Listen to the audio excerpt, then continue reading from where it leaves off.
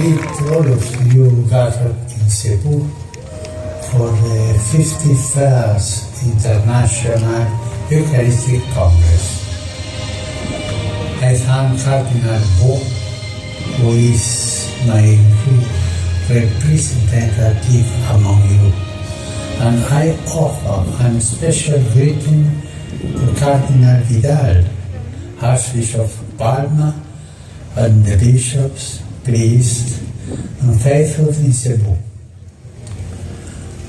I also greet Cardinal Tagle and all the Catholics of the Philippines. I'm particularly happy that this Congress has brought together so many people from the vast continent of Asia and from throughout the world. Just 1 year ago, I visited the Philippines in the wake of Typhoon Yolanda. I was able to witness at first hand the deep faith and resilience of its people. Under the protection of Santo Niño, the Filipino people received the gospel of Jesus Christ some 500 years ago. Ever since, they have given the world an example of fidelity and deep devotion to the Lord and His Church. They have also been a people of missionaries, spreading the light of the gospel in Asia and to the ends of the earth. The theme of the Eucharistic Congress, Christ in you, our hope of glory, is very timely. It reminds us that the risen Jesus is always alive and present in His Church, above all in the Eucharist, the sacrament of His body and blood. Christ's presence among us is not only a consolation, but also a promise and a summons. It is a promise that everlasting joy and peace will one day be ours in the fullness of His kingdom. But it is also a summons to go forth as missionaries to bring the message of the Father's tenderness, forgiveness, and mercy to every man, woman, and child. How much our world needs this message.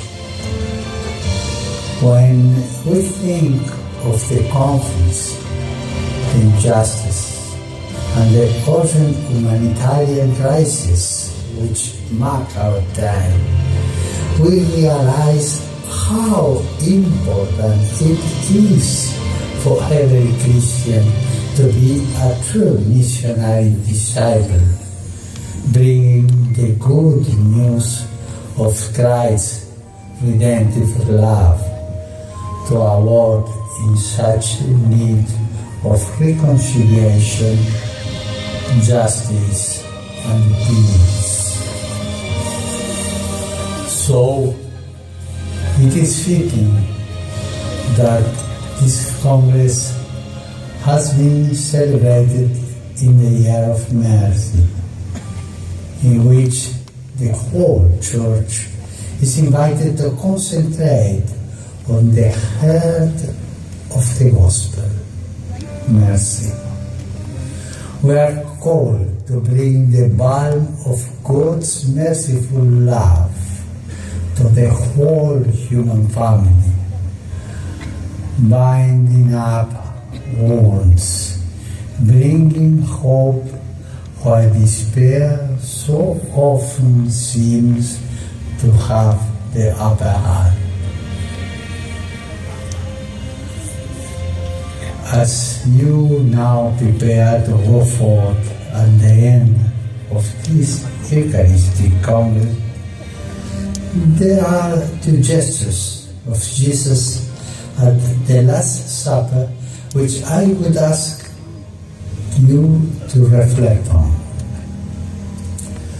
Both have to do with the missionary dimension of the Eucharist. They are table fellowship and the washing of feet. We know how important it was for Jesus to share meals with his disciples, but also especially with sinners and outcasts. Sitting at table, Jesus was able to listen to others, to hear their stories, to appreciate their hopes and aspirations, and to speak to them of the Father's love. At each Eucharist, the table of the Lord's Supper, we should be inspired to follow his example by reaching out to others in a spirit of respect and openness in order to share with them the gifts we ourselves have desired. In Asia, where the Church is committed to respectful dialogue with the followers of our religions, this prophetic witness most often takes place, as we know, from the dialogue of life. Through the testimony of lives transformed by God's love, we best proclaim the kingdom's promise of reconciliation, justice, and unity for the human family. Our example can open hearts to the grace of the Holy Spirit, who leads them to Christ the Savior. The other image which the Lord offers us at the Last Supper is the washing of feet. On the eve of his passion, Jesus washed the feet of his disciples as a sign of humble service, of the unconditional love with which he gave his life on the cross for the salvation of the world. The Eucharist is us all of humble service. It teaches us readiness to be there for others. This too is at the heart of missionary discipleship. Here, I think of the aftermath of the typhoon. It brought immense devastation to the Philippines, yet it also brought in its wake an immense outpouring of solidarity, generosity, and goodness. People set about rebuilding not just homes, but lives. The Eucharist speaks to us of the power which flows from the cross and constantly brings new life. It changes hearts. It enables us to be caring, to protect the poor and the vulnerable, and to be sensitive to the cry of our brothers and sisters in need. It teaches us to act with integrity and to reject the injustice and corruption which poison the roots of society.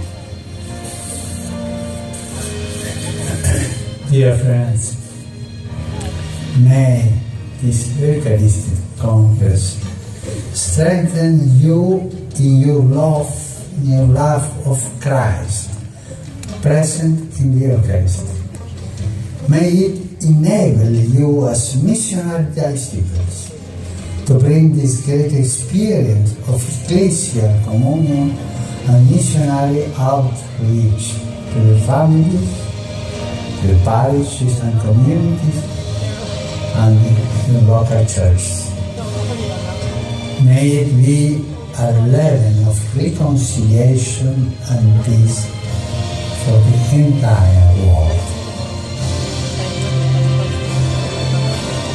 Now, at the end of the Congress, I'm happy to announce that the next International Eucharistic Congress will take place in 2020 in Budapest, Hungary.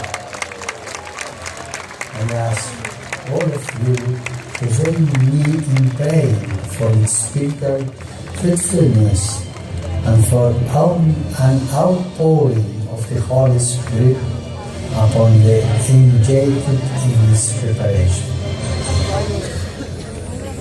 As you return to your homes, renewed in faith, and gladly impart my apostolic blessing to you, your families, as a pledge of abiding joy and peace in the Lord.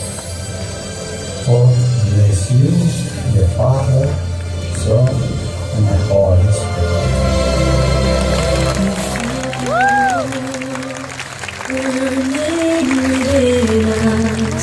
Your word and love, the hardness of our hearts, and open our eyes that we may see you, hidden in your broken bread. Lord, you laid down your life as bread and wine we see, gave strength to our hearts, and made us shine with thee when we eat the bread and drink the cup of wine. We believe Christ in us. You love the wrong person. You gotta live right here. I just need you to listen. All my love's out there. Make sure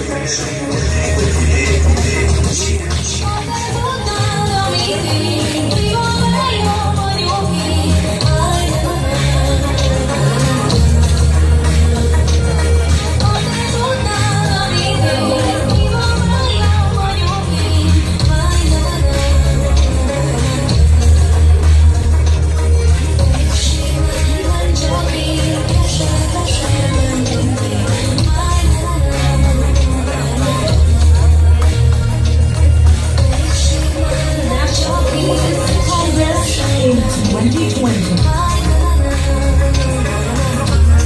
we welcome the symbol of the International Eucharistic Congress as it is symbolically turned over by the youth of Cebu to the representatives of the next host country. you gotta live with it.